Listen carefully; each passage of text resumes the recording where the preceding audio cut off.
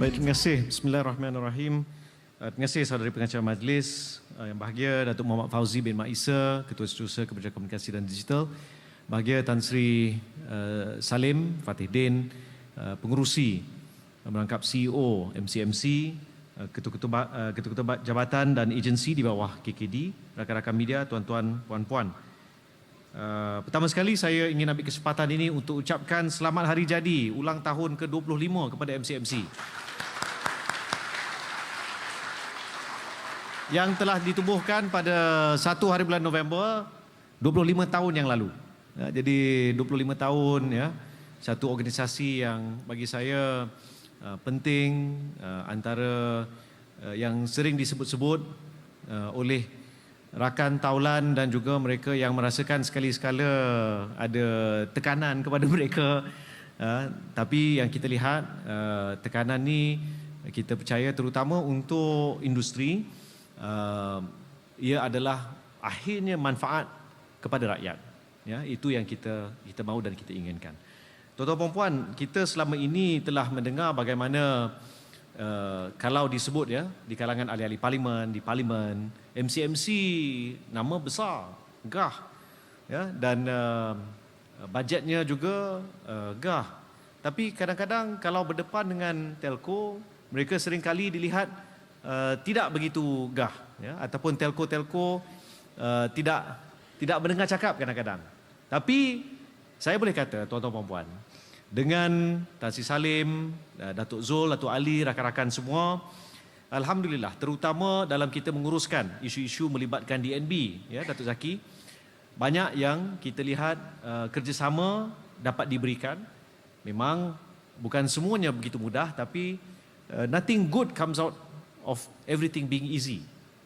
Jadi let there be a bit of hardship, kerana manisnya di akhir nanti ialah kebaikan kepada rakyat. Itu yang ya menjadi pegangan saya. Saya nak ucapkan terima kasih terutama kepada semua pengarah-pengarah negeri. Saya tengok ada yang ada di sini ya, daripada MCMC. Kerana saya tahu setiap kali kita buat lawatan rasmi Datuk KSU ya, dan pengarah-pengarah negeri macam baru-baru ni kita di Sabah, buat pertama kali saya menjemput semua adun merentas parti datang jumpa. Kita jemput sekali MCMC. Bila saya sebut Cik Zaini, kita punya pengarah negeri ya untuk Sabah, saya minta beliau supaya boleh berhubung dengan lebih mudah dengan adun-adun. Kawan-kawan yang lain kat MCMC Sabah macam muka cemas sikit. Alamak.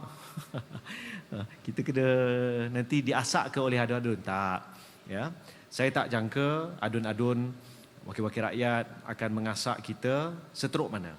Kerana mereka juga sebenarnya diasak oleh para pengundi mereka, penduduk mereka. Maka kita lihat mereka cuba menyampaikan kepada kita supaya beberapa tugasan kita lebih tepat kena pada tempatnya dan kita dapat selesaikan beberapa masalah dengan lebih tuntas.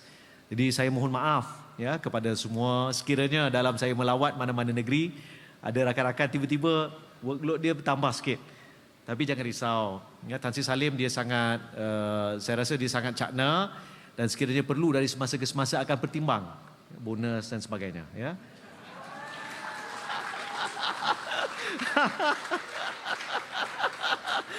Saya boleh cakap macam ni sebab dia boleh uruskan. Tapi untuk agensi yang lain kita ikut ya arahan. Dan tak boleh, saya tak benarkan untuk semua nak masuk MCMC pun tak boleh ya. Sebab MCMC pun ada tugas dia. Kita pun ada tugas kita. Ya, saya pun tak berminat untuk masuk MCMC, tapi kita ada at least satu kaki dekat situ. Kita ada ketua setiausaha kita, sebahagian daripada board ya, lembaga pengarah. Tuan-tuan dan puan, saya sebut perkara ini dalam konteks kita sekarang di Parlimen sedang membahas belanjawan.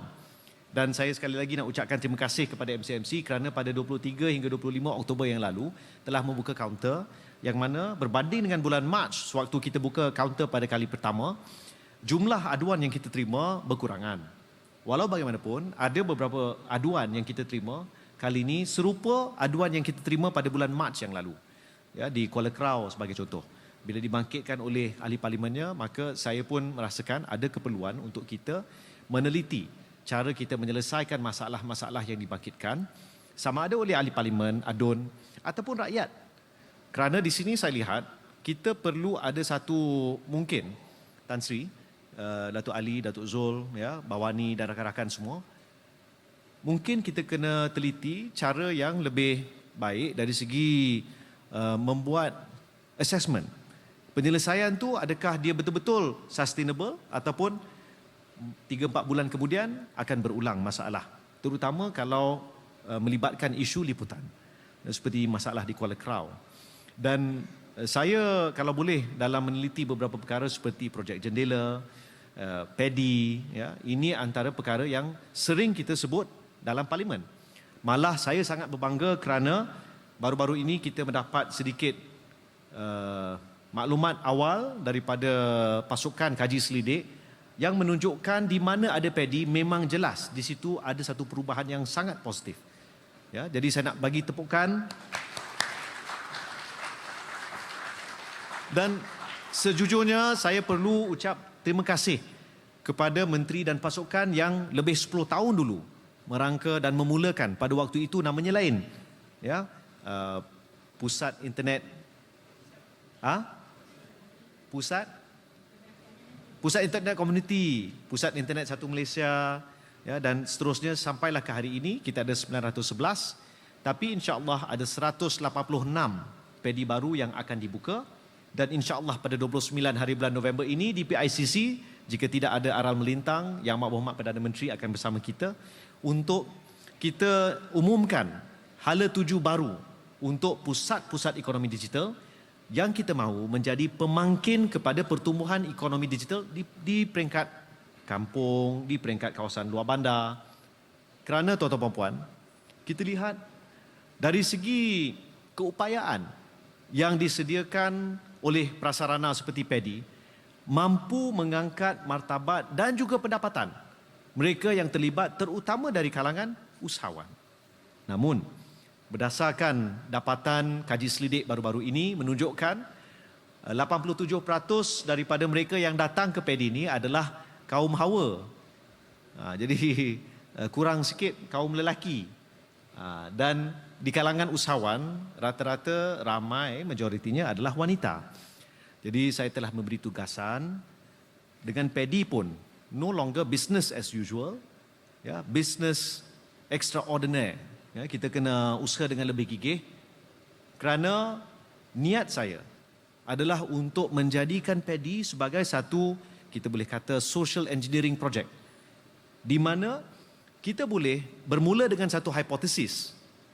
Kalau kita sediakan prasarana, internet yang baik, internet yang murah, internet yang stabil, yang dilengkapkan juga dengan beberapa modul tentang keusahawanan dan beberapa perkara yang lain, harapan saya isu migrasi, pemindahan daripada kawasan kampung ataupun luar bandar ke kawasan bandar dapat kita kurangkan. Kenapa? Kita nak buktikan dengan internet yang baik, di mana saja anda berada, anda mampu mendapat pendapatan yang baik. Ini boleh. Ini sudah mula kita lihat.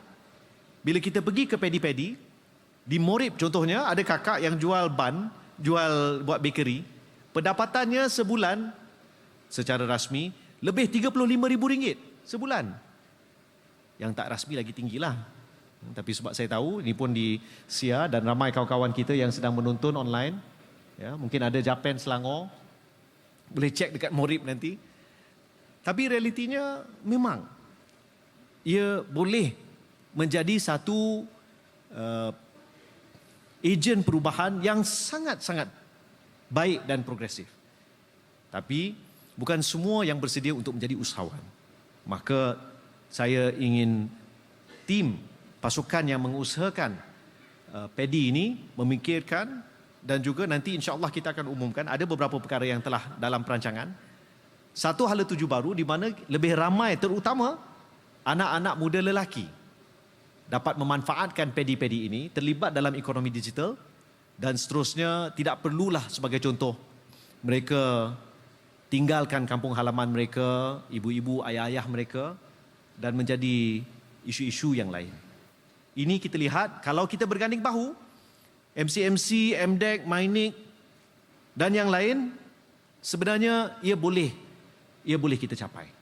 Semalam sewaktu majlis MDX Grand Finale 2023, Yang Berhormat Perdana Menteri telah merasmikan AgTech, Agriculture Technology, di mana kita harap 500 lokasi seluruh negara akan dilengkapkan dengan sistem untuk pertanian moden, ya, pada kos RM20,000 satu lokasi, dengan pulangan yang lebih tinggi dalam tempoh yang lebih singkat.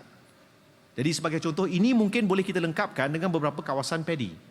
Ya, jadi saya lihat ada sinergi yang boleh kita manfaatkan, dan dari situ pendapatan rakyat akan meningkat tanpa perlu mereka datang ke Georgetown, Kuala Lumpur, Kota Baru, ke Johor Bahru, ke Kuching, ke KK.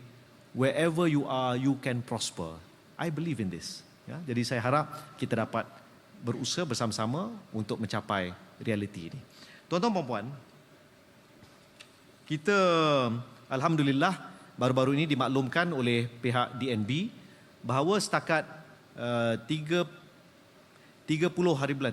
Oktober 31 hari ya. 31 hari bulan Oktober, maaf. Ya, pelaksanaan rangkaian 5G di seluruh negara telah mencecah 73%. Bermaksud tinggal hanya 7% je lagi. InsyaAllah. We're very close. Ya, tapi di sinilah, di beberapa bulan yang berbaki untuk tahun ini, kita perlu pastikan beberapa perkara. Tan Sri, Datuk KSU, Datuk Zaki, ya, Datuk Ali, Datuk Zul. Usaha kita untuk pastikan tanda tangan, ya, majlis tanda tangan SSA ini tidak tergendala. We're almost there. Jadi kita kena pastikan tidak ada apa-apa isu. Jadi saya dah minta Tan Sri Salim untuk buat beberapa panggilan, buat beberapa pertemuan, selesaikan isu-isu, orang kata bukanlah isu-isu titik bengek, ya, ataupun perkara-perkara yang kecil, substantif. Ya, tapi kita harap semua pihak faham ini adalah inisiatif nasional.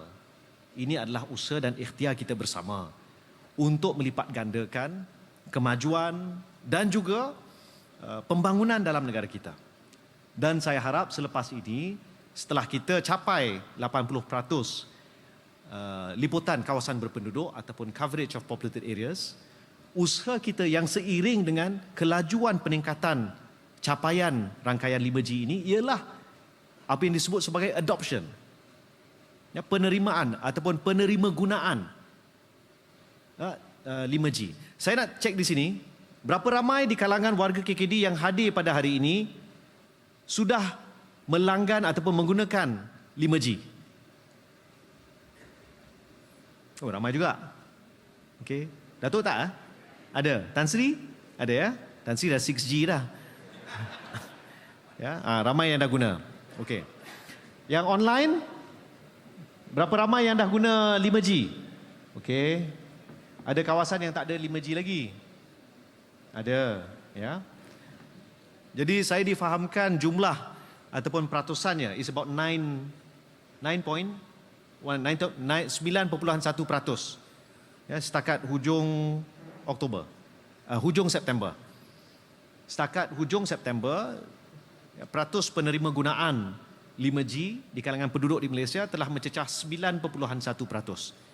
Ini angka yang membanggakan bila kita bandingkan dengan awal tahun. Tapi nilai sebenar 5G boleh kita kupas dan kita manfaatkan sepenuhnya sekiranya industri dan SME, PMKS faham dan manfaatkan sebaik mungkin.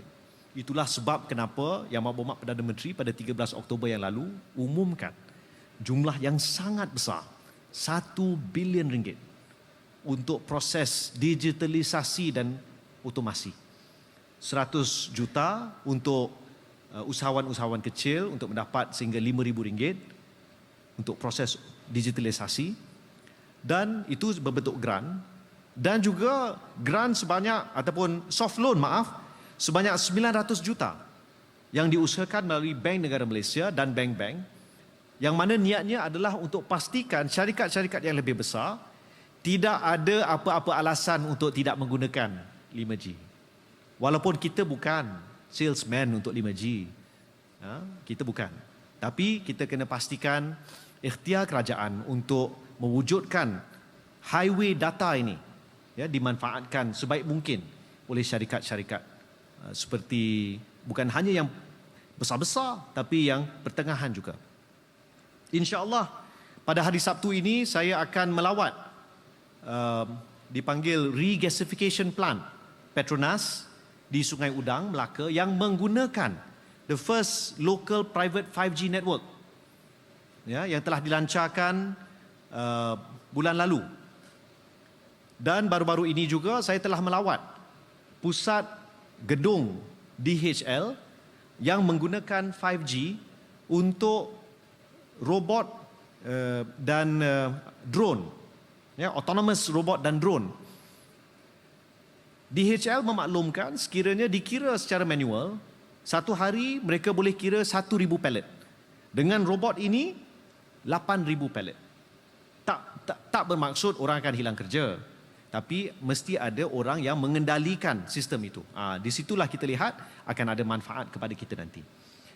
Saya juga ingin menegaskan satu perkara yang sangat penting, iaitu tadi kita ada majlis yang disebut majlis integriti, yang mana kita telah angkat ikrar bebas rasuah, dan perkara ini saya ingin tegaskan sekali lagi kepada semua, kerana saya faham kita dalam menguruskan tugas dan tanggungjawab kita dari semasa ke semasa akan ada godaan-godaan daripada syayatin yang datang berbisik, yang datang meminta. Jadi saya doakan kita semua teguh iman, dan sekiranya ada apa-apa yang berlaku, tolong lapor segera kepada pihak SPRM. Jadi kita ada Cik Muhammad Fauzi yang juga daripada unit integriti, boleh lapor dan supaya kita boleh ambil tindakan. Saya nak tegaskan ini adalah perkara yang sangat penting kerana bila kita lihat beberapa projek yang dikendalikan oleh kementerian, oleh MCMC dan beberapa pihak yang lain, jumlahnya besar. Dan dakwa-dakwi, tomahan, fitnah, bagi saya ini tidak akan membantu. Jadi saya harap kita berpegang kepada prinsip integriti untuk semua. Jadi saya tidak berniat untuk bercakap lebih panjang, cuma untuk bagi sedikit peringatan kerana selepas ini saya kena bergegas kembali ke Parlimen. Parlimen sedang bersidang. Dan saya ingin ucapkan tahniah dan terima kasih kepada Bernama dan RTM, pasukan daripada sebenarnya.my dan juga mycheck.my, kerana sejak daripada 1 hari bulan Oktober kita telah setiap malam mengadakan satu segmen yang dinamakan Biar Betul.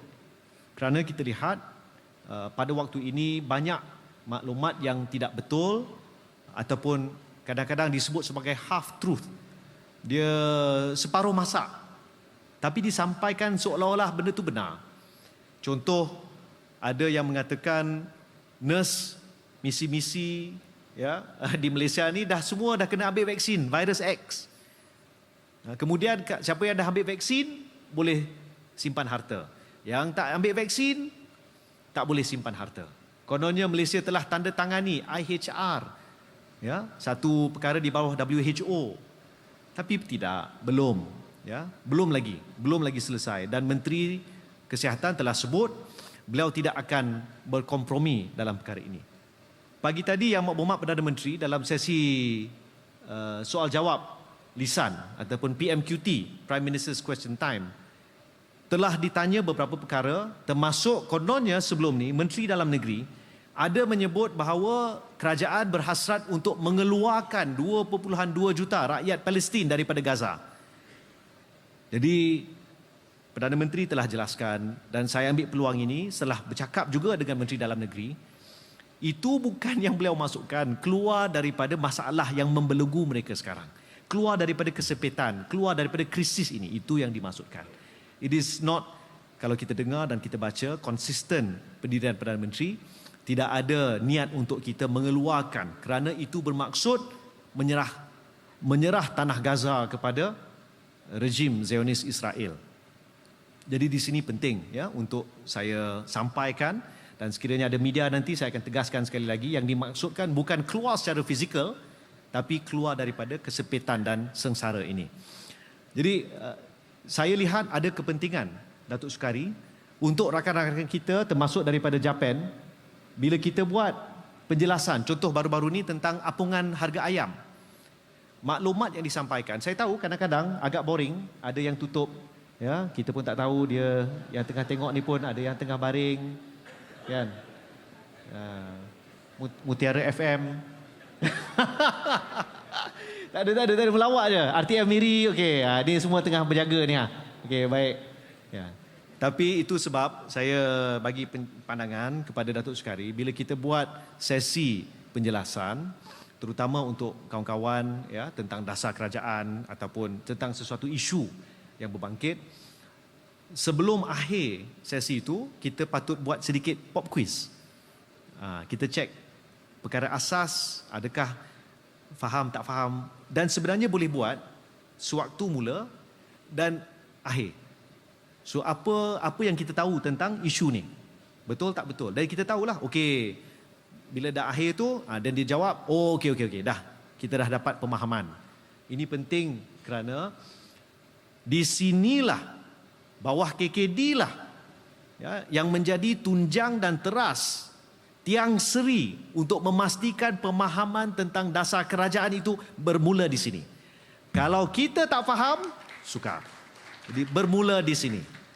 Dan di sinilah tempat bermulanya kita membuat latihan untuk perang, bukan hanya rasuah, tapi fitnah. Ya, jadi saya harap semua tidak ambil ringan perkara ini, dan saya minta nanti Datuk Sukari untuk perbetulkan. Akhirul kalam, bulan depan insya-Allah, bulan Disember, akan menandakan setahun bukan hanya kerajaan perpaduan, tapi juga saya berkhidmat di kementerian ini. Jadi belum lagi ada pulut kuning ke, belum lagi, tu tunggu dulu. Hari ini kita sambut birthday MCMC, tapi saya harap bila tiba masanya nanti, kepada semua warga KKD, ya, saya mungkin nak buat something yang mungkin saya tak tahulah kalau menteri-menteri sebelum ni ada buat. Saya nak you all isi kad laporan terhadap saya. Ya. Saya nak dapatkan pandangan ikhlas daripada semua warga KKD. Jadi saya akan minta bantuan daripada Datuk KSU, ya, dan saya nak faham apa pandangan tuan-tuan, puan-puan semua. Adakah memenuhi ekspektasi? Ya, adakah apa yang perlu saya tambah baik? A+. You Tan Sri, you tak minta nak luluskan bajet apa ni? Ya. Tapi kalau boleh, bukan hanya di kalangan ketua-ketua jabatan. Ya, kalau boleh di kalangan semua. Kalau boleh. Dan saya tahu sebelum ni, dari semasa ke semasa saya akan singgah BKSK, ya, dan beberapa jabatan yang lain, dan saya culas. Saya pada awalnya berhasrat untuk pergi semua tingkat. Jadi nanti Asif, ya, SUSK ditugaskan untuk menetapkan masa. InsyaAllah saya akan pergi kepada semua, ya, dan kita akan singgah sebentar, bukan keluar sekejap, tapi singgah sebentar, ya, untuk bersuai kenal, ya, bertukar pandangan sedikit. Tapi saya harap nanti kita akan sediakan satu format, ya, saya minta pandangan daripada semua. Kerana saya percaya banyak yang saya dan pasukan boleh tambah baik, dan insya-Allah kalau sekuat-kuat, segagah-gagah organisasi kena berpandu kepada elemen ataupun pihak yang paling lemah di kalangannya. Ya, maksudnya you are only as strong as your weakest link. Ya.